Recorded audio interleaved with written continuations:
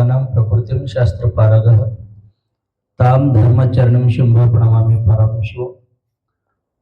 प्रप्रथमः आराध्य सद्गुरूंना स्मरण करून वीरशैव महामता स्थापनाचार्यवर्य जगदादि जगद्गुरु रेणुकादि पंच आचार्य बसवादि प्रमथगण मन्मथ लक्ष्मणादि शिवसंतगण तसेच जगातील समस्त संत महात्म्या दार्शनिकांना स्मरण करून आजचा हा अंगारिका चतुर्थीच्या निमित्तानं आयोजित व्रत उद्यापनाचा या मंगलमय प्रसंगामध्ये उपस्थित असून तुम्हा सर्वांना शास्त्रशुद्ध पद्धतीनं वेदोक्त पद्धतीनं पूर्ण विधी सांगितलेले श्रीमठाचे विद्यार्थी मन्मथ स्वामी, राजगुरु स्वामी, शुभम स्वामी आणि उपस्थित सर्व विद्यार्थी वृंद, उपस्थित सर्व सद्भक्त वृंद, व्रतधारी भक्त मंडळी, खरं म्हणजे आजचा हा प्रसंग व्रत उद्यापन करणाऱ्यासाठी एक आनंदाचा दिवस असं म्हणावा लागतो।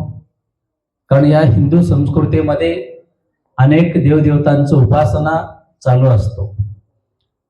कारण हिंदू संस्कृतीमध्ये एक देवताची उपासना असं कुठेही सांगितलेले नाही।